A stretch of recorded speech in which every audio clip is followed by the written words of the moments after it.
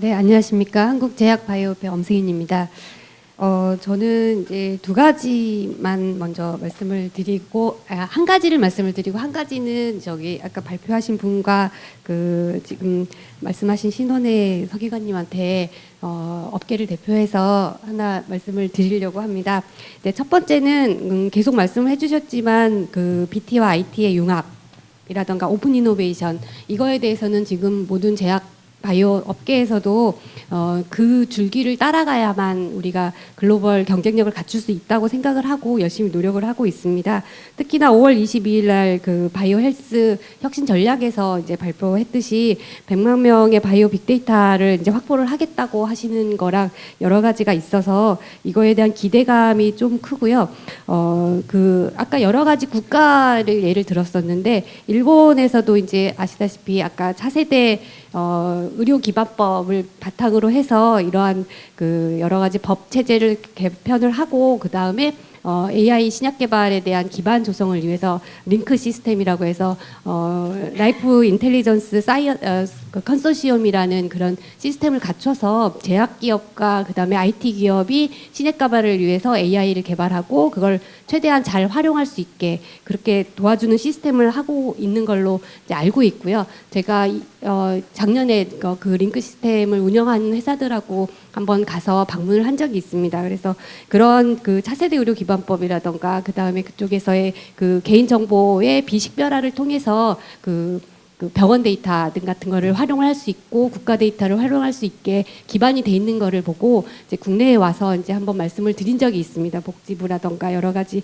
학계에다도 말씀을 드렸는데 항상 그런 필요성을 많이 느낍니다. 느끼시고 다 이해를 하시고 이러시는데 이런 법 체제라던가 시민단체 설득이라던가 이런 것 때문에 항상 우리나라는 법만 만들다가 5년, 7년 가고 그다음에 시행을 또 한다고 해서 한 3년 가고 이래서 10년이 늦더라 이런 얘기를 계속 하시더라고요. 그래서 저희는 정말 국제적 글로벌 스탠다드를 맞추면서 그다음에 또 빠른 국제 글로벌 회사들과 경쟁을 하기 위해서는 이런 법 체제가 빨리 합리적으로 개선되기를 바라고요. 아까 개인정보법의 개정안이 익명화, 가명 이런 것까지 다 이제 들어가서 나온다고 하니 그거를 또 법만 만들지 말고 산업계가 활용할 수 있는 그런 실질적인 그런 법 개정이 됐으면 하는 바람입니다. 그다음에 이제 두 번째는 제가 어제 우연하게도 이제 바이오 벤처라기보다 이제 바이오 회사들이 좀 기반을 닦으신 대표님들하고 좀 면담이 있었습니다. 그래서 들었는데 오늘 특히 이렇게 지식재산권에 대한 얘기를 하고 있는데 그 얘기를 들었습니다. 이제 바이오 회사가 이제 어느 국가에서 이제 저희 기술 도입을 했었답니다. 기술 도입을 했는데 IP를 좀 불완전하게 사와가지고 그거를 막상 이제 제품화를 해서 다시 이제 글로벌로 나가려고 보니 이제 원 기술을 통째로 다 사온 게 아니기 때문에 너무너무 애를 먹고 돈은 돈대로 더 많은 돈을 들였다고 합니다. 그래서 이런 지식재산권에 대한 기본적인 지식이나 대비가 없어서 이런 나중에 결국은 많은 임상까지 다 끝낸 제품을 다시 나가려고 하니 돈을 주고 다시 무슨 기술을 또 사야 되는 이런 그런 이중적인 그런 투자가 있었다는 걸 보고 좀 안타깝더라고요. 그래서 이제 질문을 드리고 싶은 거는 저는 이제 특허나 지식재산권 앞에 땀보다 이제 개발 쪽에 있어가지고 후단에 있어가지고 임상을 이제 하면서 많이 느꼈었던 건데요. 국산 신약을 개발을 하면서 항상 이제 우리나라는 연구개발 능력도 적지만 일단 자본이 부족을 해서 이제 IP까지는 이제 제가 확보를 한 걸로 이제 제가 임상을 했으니까 임상을 할 때 항상 인디케이션을 굉장히 좁게 들어갈 수밖에 없어요. 다국적 제약 기업은 이제 큰 비용으로 많은 수의 환자 확보가 가능하기 때문에 많은 임상을 하고 쫙 해서 적응증을 많이 받는데 국내산은 하나 받고 겨우 허가 받아서 또 돈 벌어서 하나 받고 이런 식으로 해야 되기 때문에 너무너무 힘들게 갔거든요. 그걸 보면서 느꼈던 건 뭐냐면 그래도 그나마 임상은 아까 이제 제가 들으면서 느낀 거는 명세서 드리는 건데요. 느꼈던 건 그래도 이제 허가는 임상은 하나 없고 기회는 여러 개가 있는 거예요. 시간과 비용이 많이 들고 이제 그게 경쟁력을 좀 많이 확보는 못하지만 언젠가는 이제 따라잡을 수 있는데 특허의 출원 범위라든가 청구 범위 같은 경우는 한 번 잘못 설정이 되면 영원히 이제 치매를 그러니까 회복하기가 너무 힘들 것 같은 거예요.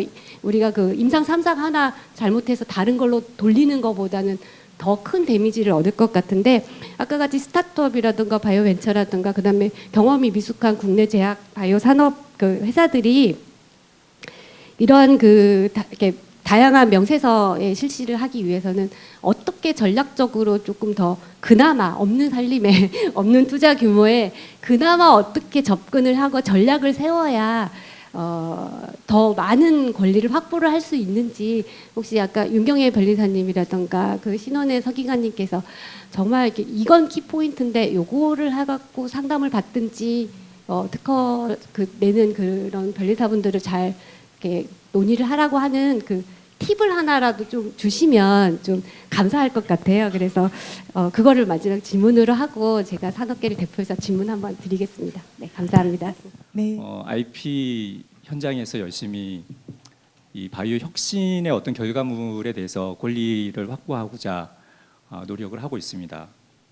저는 개인적으로 이렇게 그 바이오의 시대가 옴에 대해서 너무나 환영하고요. 제가 변리사가 된 지 대략 한 20년 정도 되는 것 같은데요. 처음에 변리사 커리어를 시작할 때와 지금 많은 것들이 바뀌어 있는 것 같고 그 바뀐 그 바이오의 어떤 발전과 혁신에 대해서 누구보다도 환영하고 있습니다.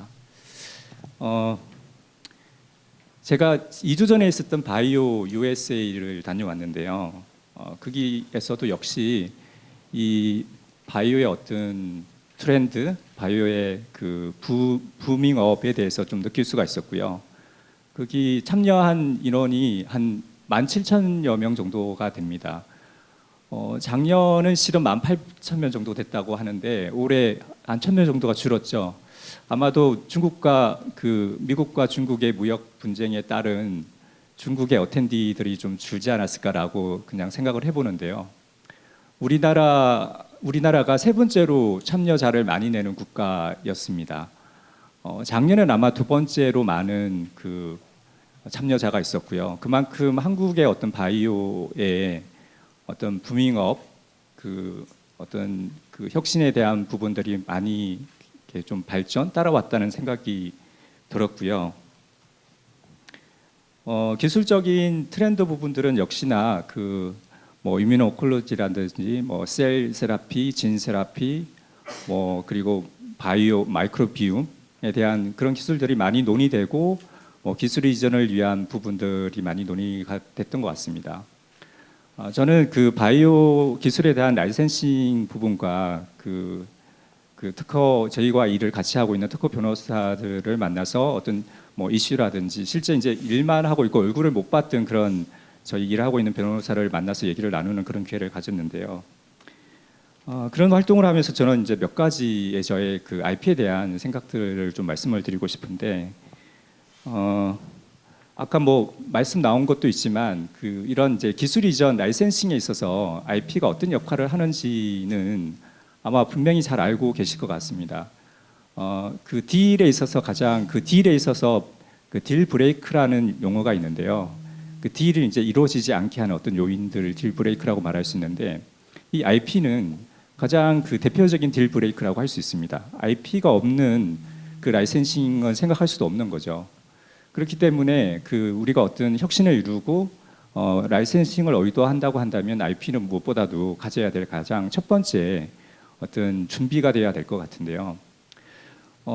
저희가 바이오에 참여를 하게 되었을 때 기업들이 의도하는 것이 바이오 기술에 대한 기술을 팔고자 하는 부분이 많을까요? 아니면 사고자 하는 부분이 많을까요? 한국 기업들이 원하는 부분들이 어떨 것 같으세요? 저는 생각은 제가 하는 일이 라이센싱 팔려고 하는 의도로 참여하기 때문에 대부분이 그럴 줄 알았는데요. 그렇지 않았던 것 같습니다. 기업들이 오히려 한국 기업들이 좋은 에셋을 해외에서 들여오고자 하는 기업들이 생각보다 많았고요. 그런 과정에서 아마도 이 IP가 온전하게 보호되고 있는지 부분을 아마 체크했을 것 같고요. 그런 것들이 되어 있지 않는 그런 에셋들은 아마 딜에서 아마 제외가 됐을 거라고 생각을 합니다. 그렇게 따져보면은 한국의 어떤 지금의 바이오 붐에 대해서 많은 외국 기업들이 관심을 이미 가지고 있고요. 한국에 투자를 원하거나 한국 기업으로 라이센싱 아웃을 원하고 있습니다.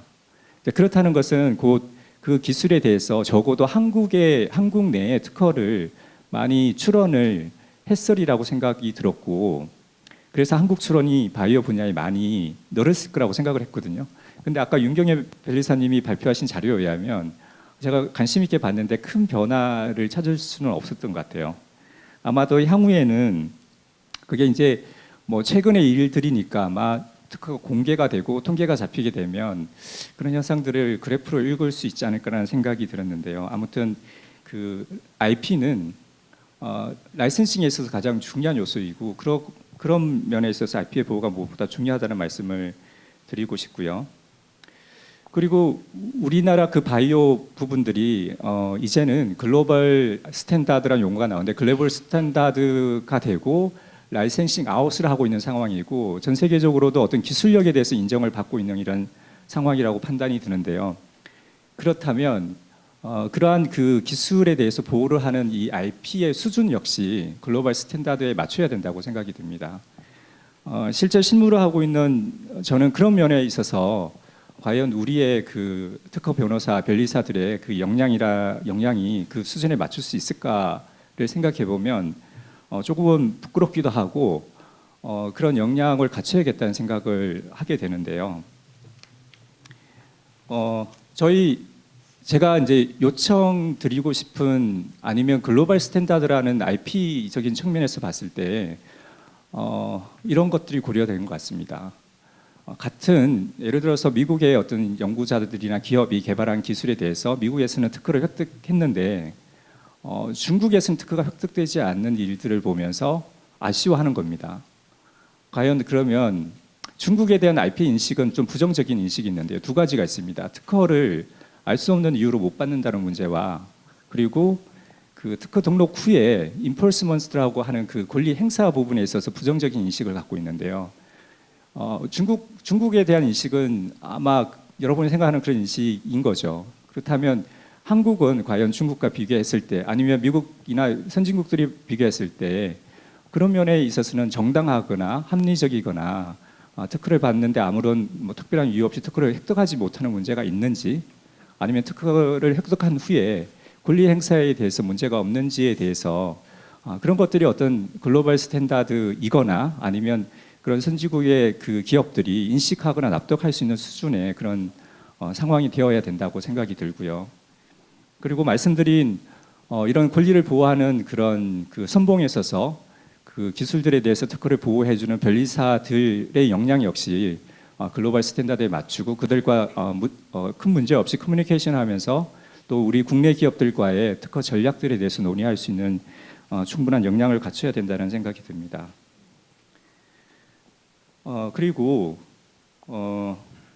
이거는 제가 드리는 어떤 하소연 같기도 합니다만 저희가 그 변리사가 그 한국의 변리사가 되는 그런 절차라든지 뭐 시험을 본다면 충분히 자격이 있는 훌륭한 변리사들이 많다고 생각을 합니다.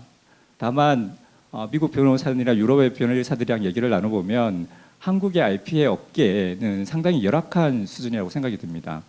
저희는 정말 역량이 있는 충분한 그런 변리사이지만 한국에서 활동하기가 쉽지가 않다는 말씀을 드리고 싶고요. 그런 면은 기업들이 인식 변화가 조금은 필요하다고 생각합니다. 그거는 뭐 기술에 대한 혁신에 대한 인식 변화도 필요했지만 IP에 대해서 중요하게 생각하는 그 인식이 먼저가 돼야 되겠고요. 그리고 IP에 대한 전략을 세워야 된다는 그런 거에 대한 인식이 있어야 되고 또한 이러한 전략들을 능력 있는 변리사와 함께 해야 되고 그들에게 충분히 페이먼트를 해야 된다는 부분들은 이 환경을 바꿀 수 있는 중요한 요소가 될 것 같다는 말씀을 드리고 싶습니다. 그리고 바이오 분야는 다른 기술 분야와는 다르게 조금은 특별한 그러한 내용들이 몇 가지가 있는데요. 그런 부분들만 한번 말씀을 드리고 마무리하도록 하겠습니다. 이 바이오는 우리가 이제 몸속에 저는 바이오의 정의를 우리 몸속에 우리 그 생체에서 나오거나 생체로 들어가는 어떤 발명들을 바이오에 관한 발명이라고 정의를 하고 싶은데요. 그러다 보니까 그 미국 같은 경우에는 서브젝트 매터 엘리지빌리티라고 하는 적격성에 관한 문제들이 있고요.